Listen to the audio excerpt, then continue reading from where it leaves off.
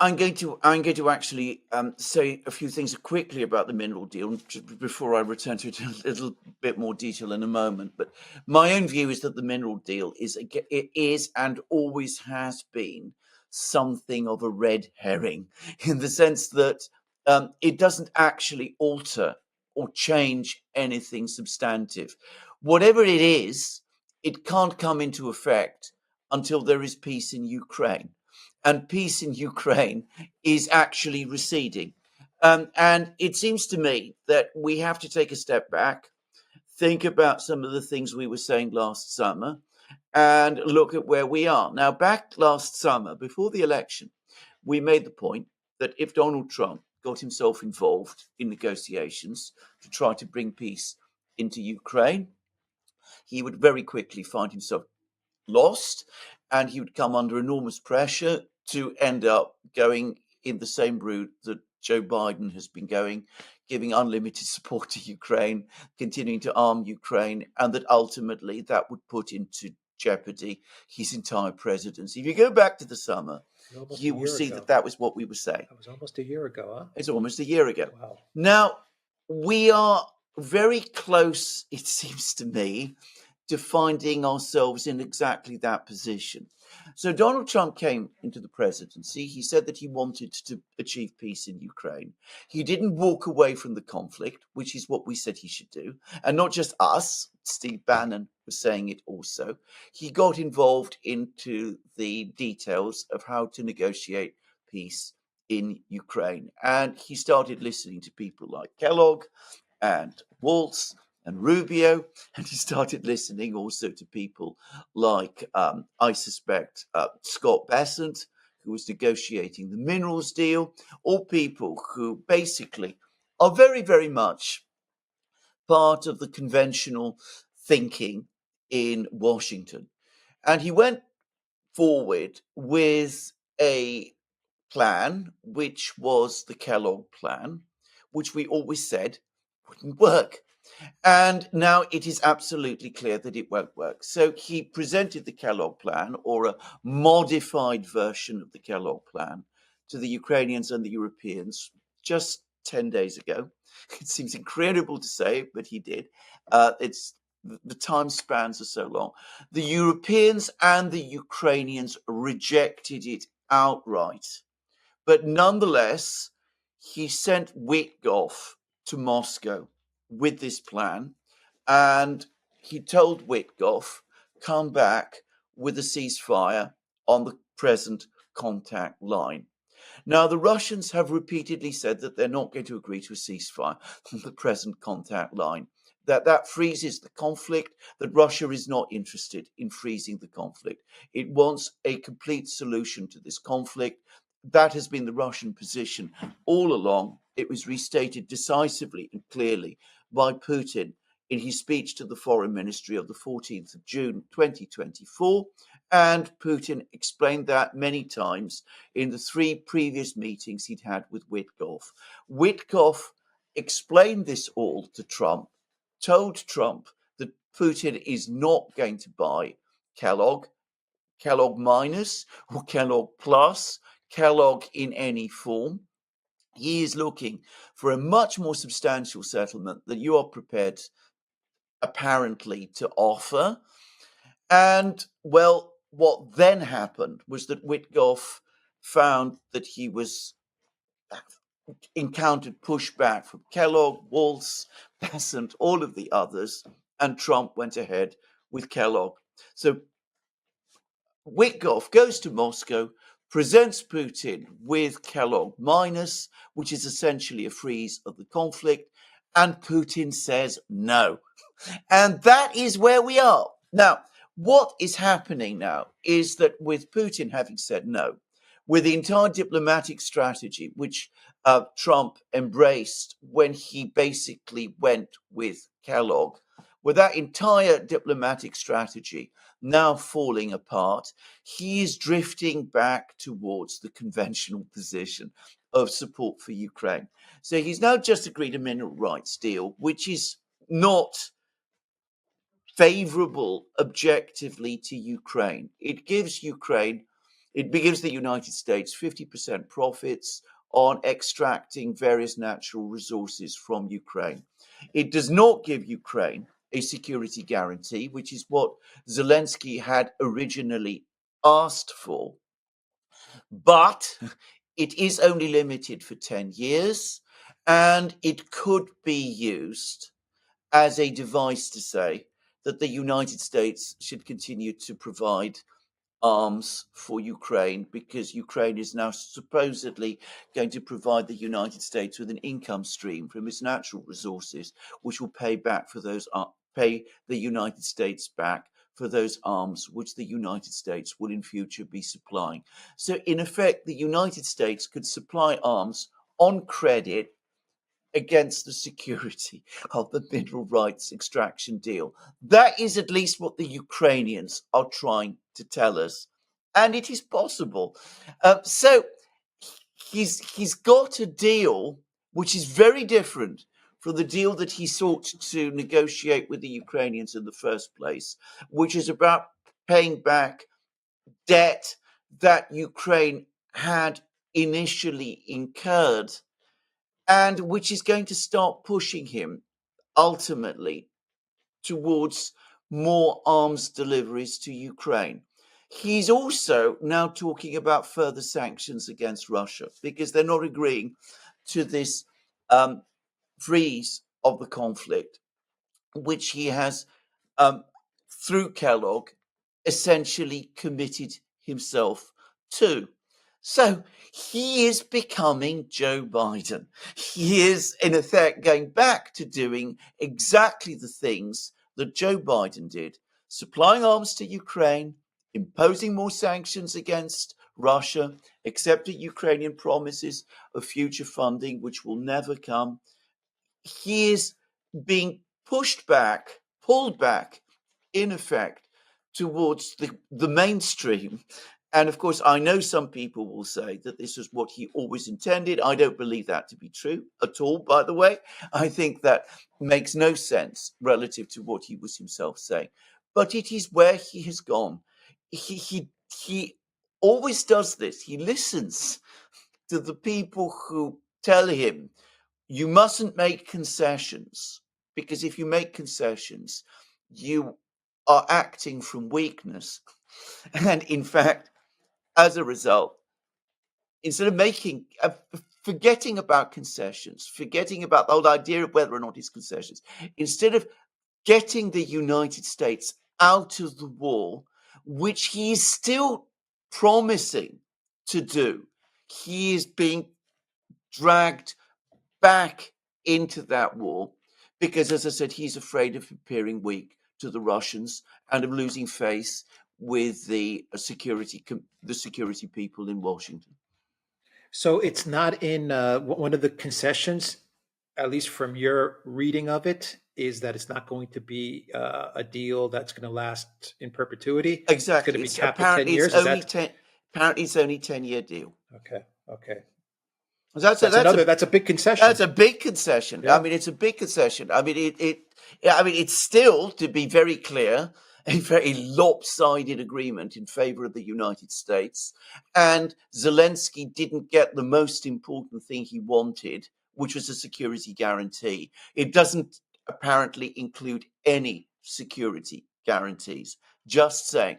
But nonetheless, it is a deal which is much more favorable to Zelensky than the deal that Trump was proposing just a few weeks ago. I mean, my own personal view, by the way, I mean, I don't think he should have wasted time with mineral rights extraction deals.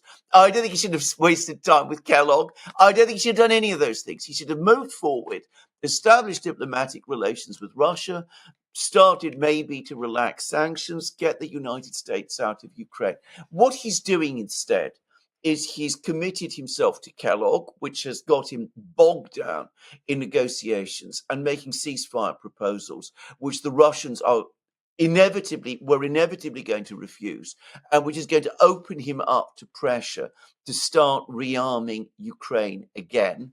And instead of getting out of Ukraine, he signed a mineral rights extraction deal, which is dragging him back into Ukraine. So it's mistaken at every conceivable level. And again, as I said, it's because Trump continues to have this habit of listening to the wrong people.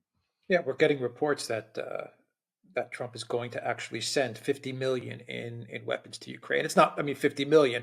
It's a small number compared to everything that Biden sent, but it's the start.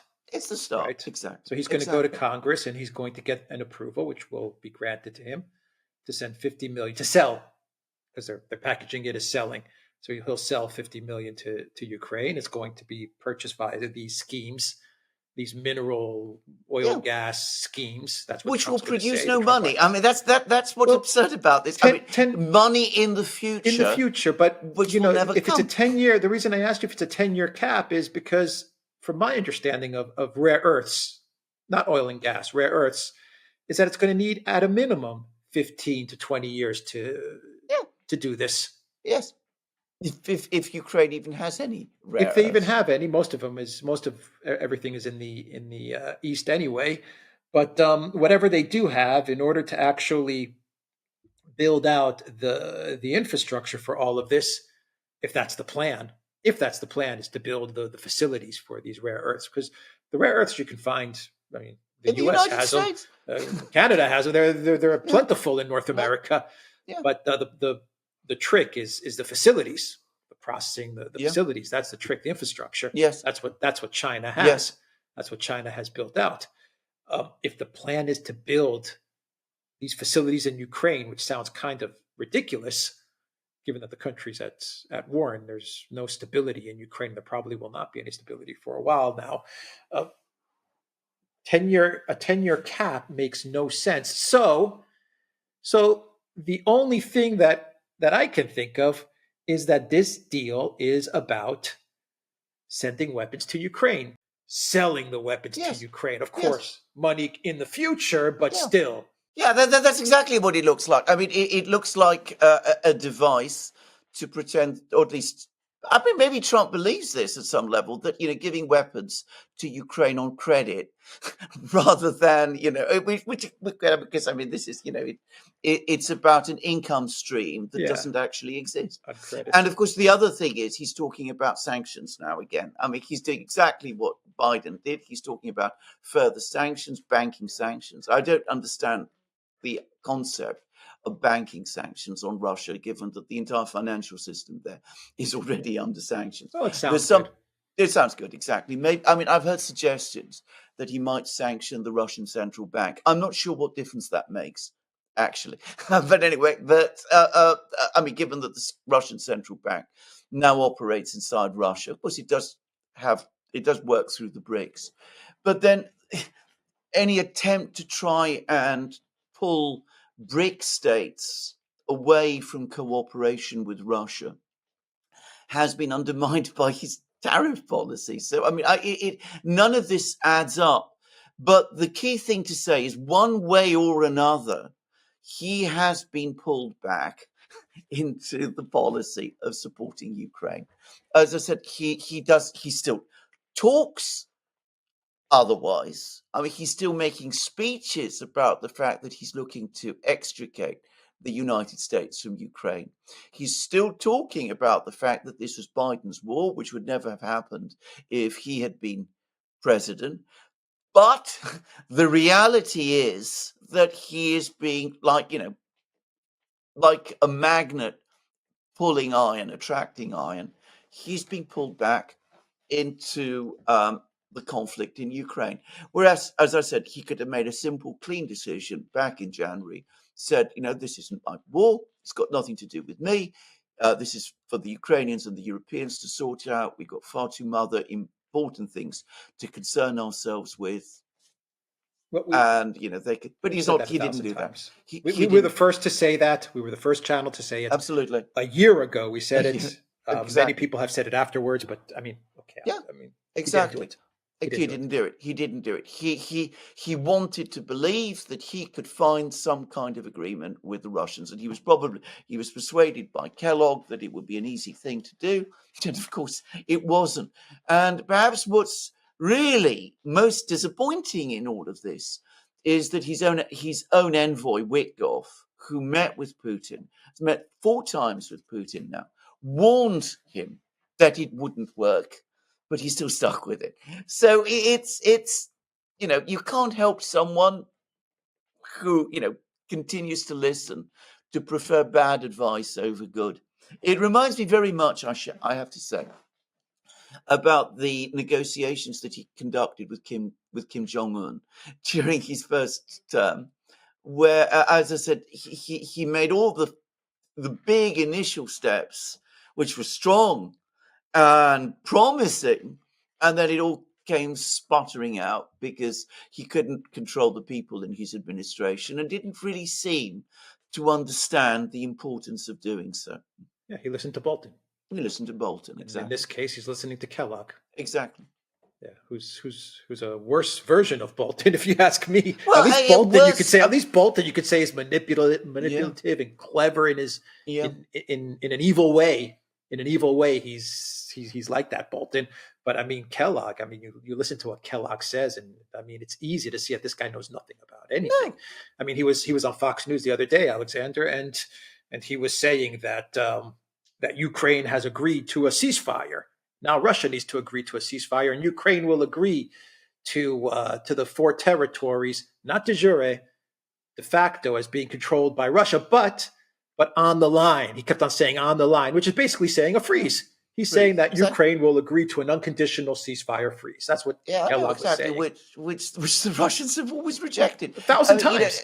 Exactly. I mean, if he seems to, again, Kellogg, like the neocons generally, and I think ultimately like Trump, continue in their belief that they can somehow bend Russia to their will. Now, Biden didn't do it in 3 years. Obama before that didn't do it. Why does Trump continue to think that something which has proved repeatedly impossible can now be done? I mean, I don't know. But anyway, that's where he's, as I said, been pulled back to. Now, I should say... Just answer that question real quick, Alexander, your thoughts. Maybe because Putin leads him to believe that, or at least because Putin treats him with respect. He treats Putin with respect. Maybe Trump believes that he can bend Putin. Well, who knows? Putin does treat him with respect.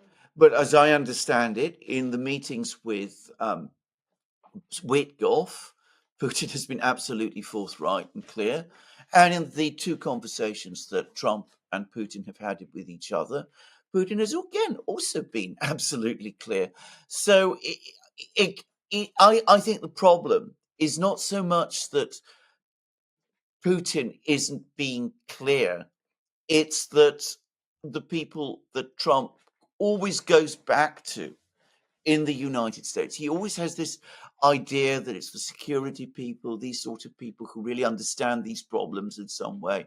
If you combine that with his own negotiating skills, that will somehow deliver a solution.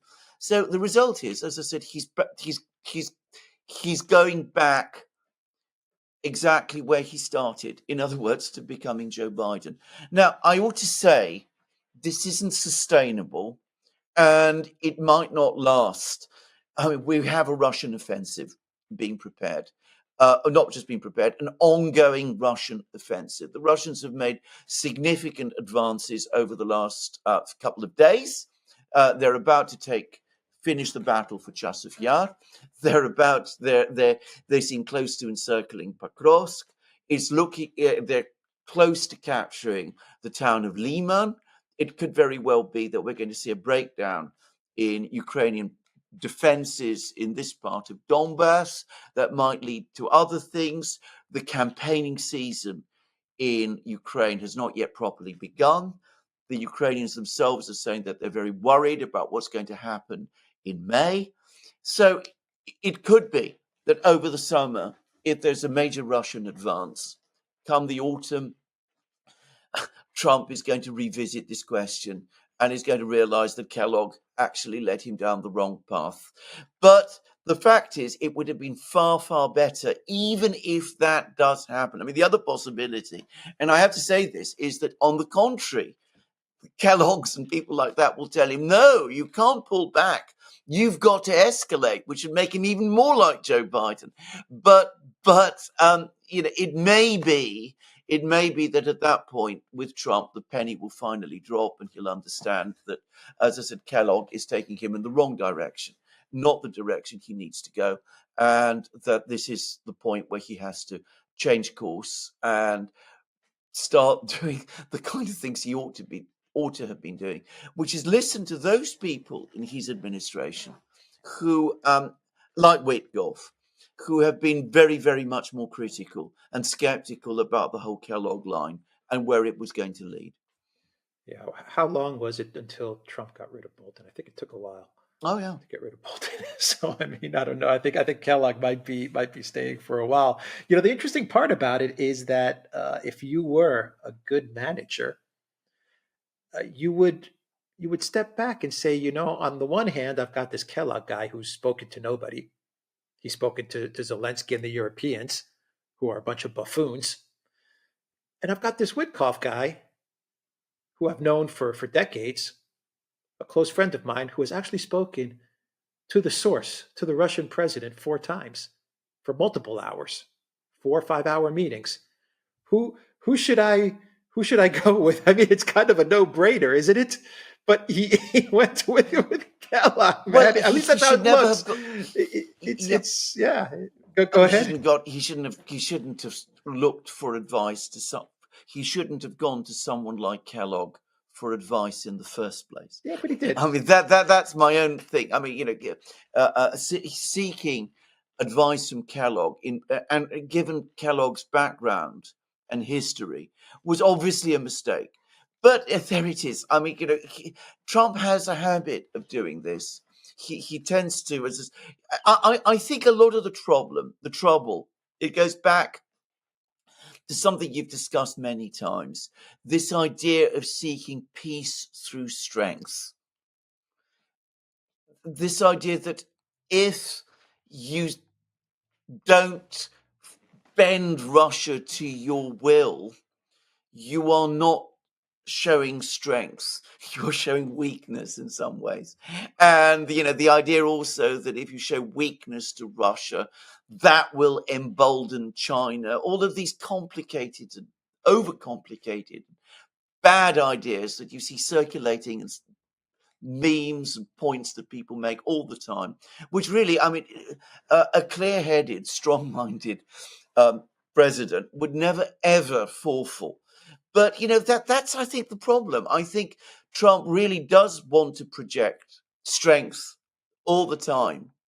And in reality, what he's actually done, as we see with this mineral rights extraction deal, is he's showed weakness because he's conceded so much to Zelensky, which he said he wouldn't do.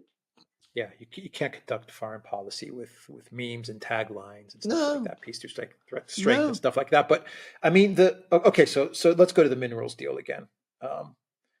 It's a 10-year cap. That's a big concession. It was from indefinite. Well, in February, it was indefinitely. Once again, this is what the mainstream media and Ukraine officials are reporting. So we always have to say that. Yeah. Maybe when we get the deal published, it could be different. So I just want to make sure I say that as I go through some of the concessions, the apparent concessions. Okay, so it's not in perpetuity; it's in 10 years. Another big concession that Trump made is that it will be jointly managed.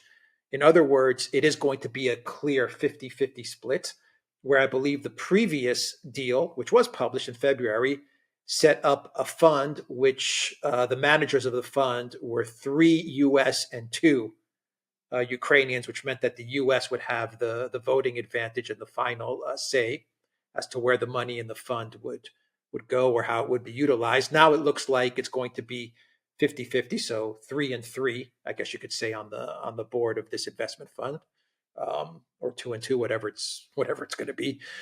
So that's another big concession.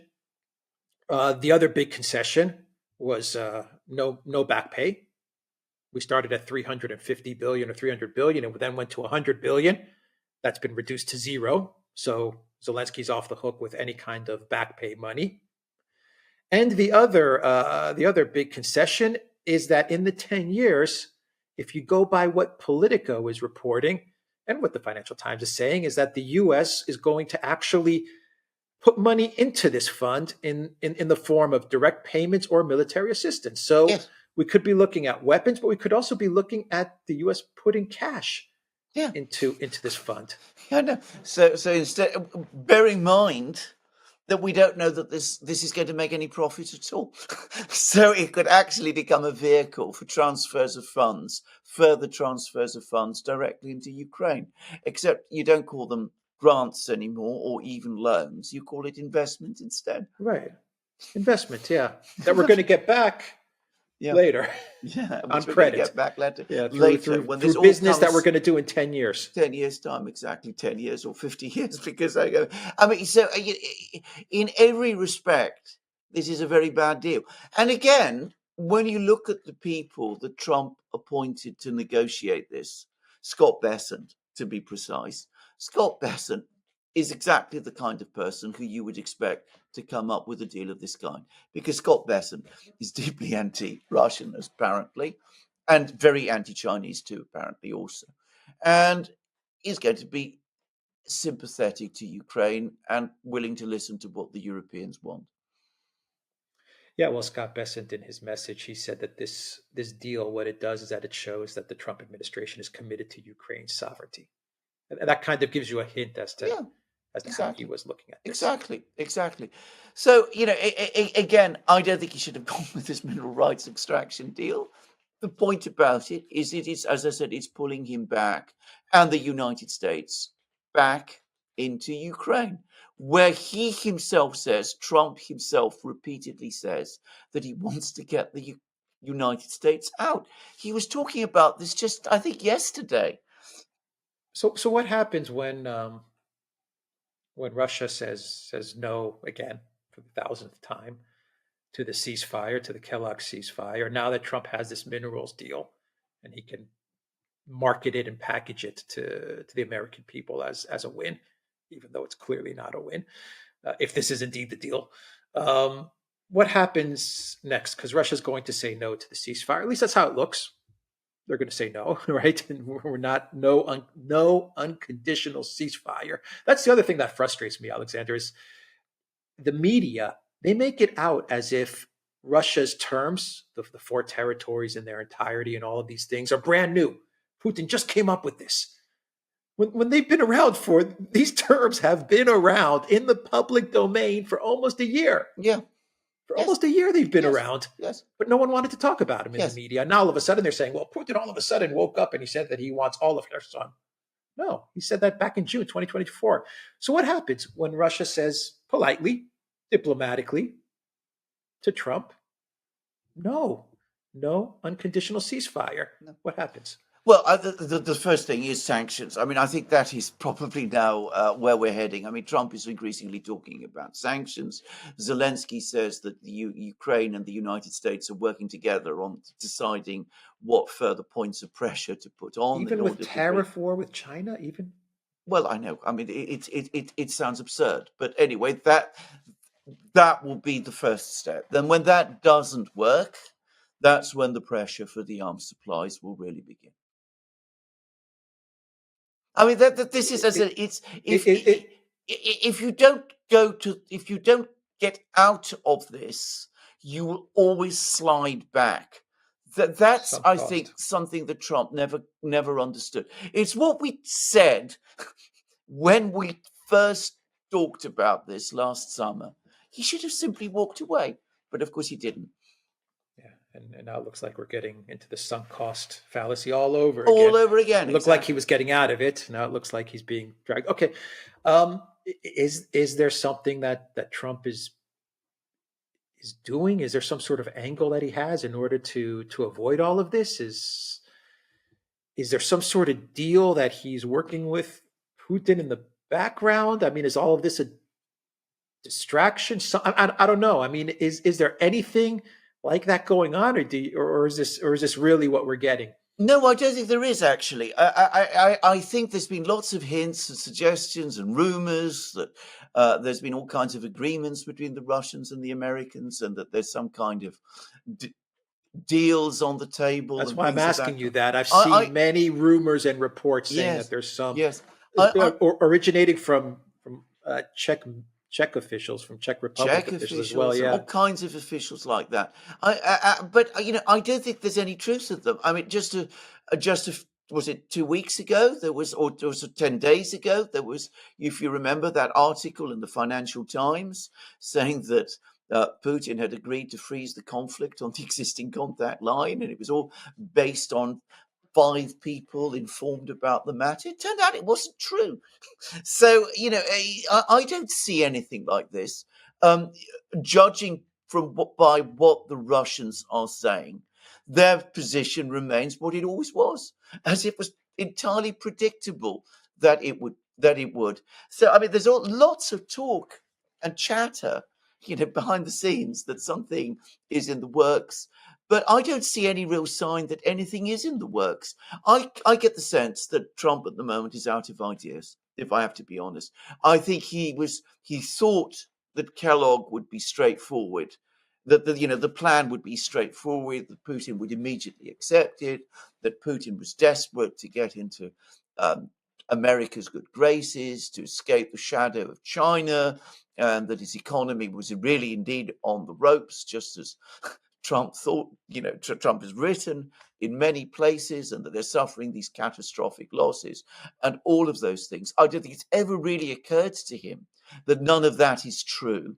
And I think he's now baffled and frustrated and perhaps even a bit angry that it's not turned out that way. And the result is, as I said, that he's now thinks that by backing Zelensky and putting the squeeze, he's going to finally force the Russians to the table. As I said, I think that we have to get through this and wait until the autumn when it's clear that isn't going to happen. And that's perhaps when negotiations will resume. I should say we have been here before. Um, I bring this up all the time, and I know this can perhaps sound like going over the same thing again and again, but it's exactly what happened with Nixon and Kissinger and the Vietnam negotiations.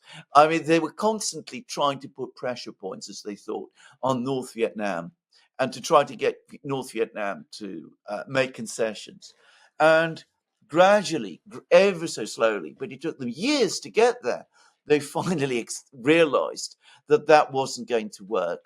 And then when they finally made the agreement with North Vietnam, it was basically on North Vietnamese terms. So it took them a long time to get there, and there was increasing arms supplies to South Vietnam. They were increasing financial pressure on financial support for South Vietnam. They were going to China. If there's just Nixon going to China, Kissinger going to Moscow, trying to get the Russians and the Chinese to put pressure on North Vietnam.